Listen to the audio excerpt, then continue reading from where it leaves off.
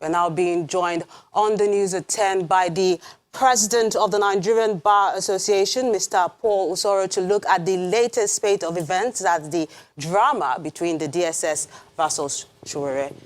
A pleasure having you on the news at 10 tonight. Thanks for having me. Now, I'm sure you've seen the videos of what transpired in court today in Abuja and the eventual rearrest of Mr. Shuwere and Mr. Bakari. So what's your reaction on this?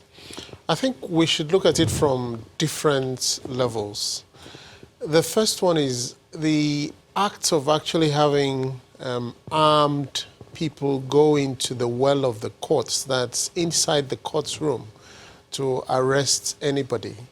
That is unheard of. It's a desecration of hallowed grounds of the courts. I could give you, there's one other place I could compare that with, where by convention and in any civilized country, it never happens. And that is the legislative place, that's the legislature. You do not go into the chambers of the lawmakers for the purposes of having to effect an arrest. And it's the same thing with having to go to a court. You are desecrating a place where, in fact, you are supposed to uphold the rule of law. And in fact, what you're doing in effect, and going in with people with guns, is to effectively tell everyone that you're not obeying the rule of law, you're not under the rule of law, that might is right, that the very fact that you have guns and you have the force, that you can do absolutely anything. That is a statement that you make. And that is the complete reversal of what the rule of law stands for. And that's the road that leads to anarchy. And Mr. Osoro, that brings me to my next question. There's been some concerns lately about obeying court orders and court judgments in the land. Is it really a matter of choice when it comes to obeying court orders? No, incidentally, we, Nigerian Bar Association, we had our National Executive Committee meeting only yesterday. And that's one of the things that we talked about. That it's not a matter of choice. That sometimes, even having to obey those orders, it could be discomforting, but you don't have a choice. There's something else that we mentioned, and the release should come out by tomorrow. I would send it over to you. And that is that the government that refuses to obey court orders erodes its moral authority to enforce orders.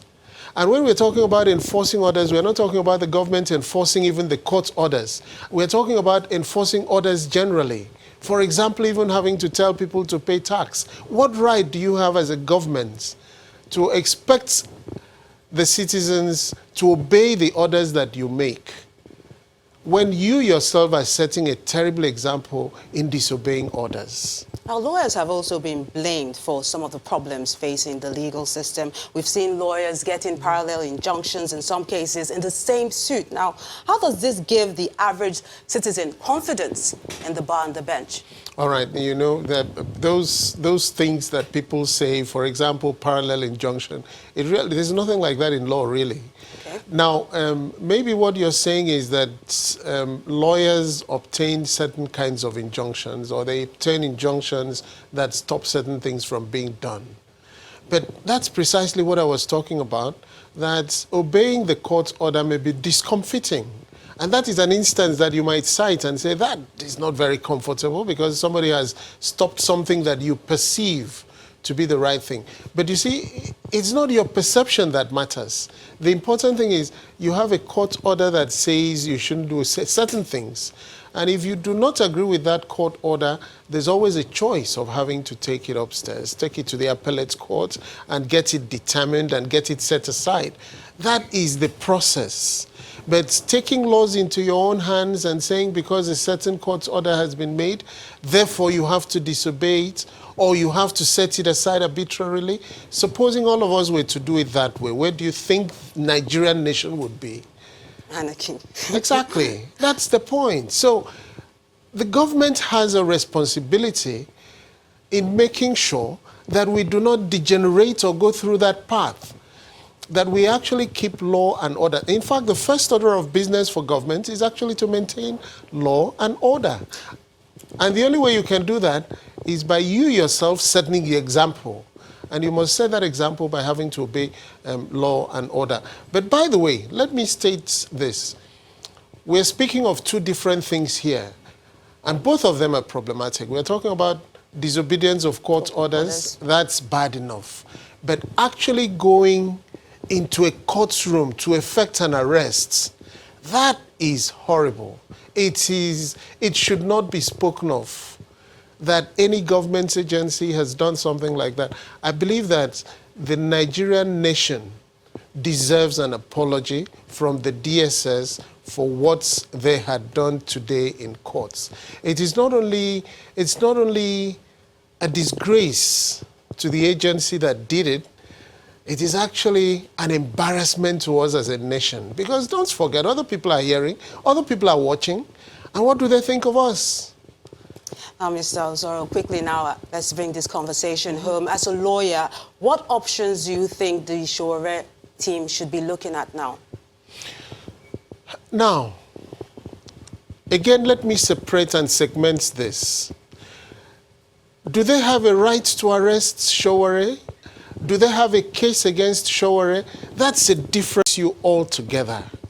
If they needed to arrest him, assuming that they have a reason to arrest, they could have waited outside, effect the arrests. And then, of course, the lawyers would have the option of challenging that arrest. They could go back to courts that he had just been given a bail, and he has not at all breached the terms of that bail.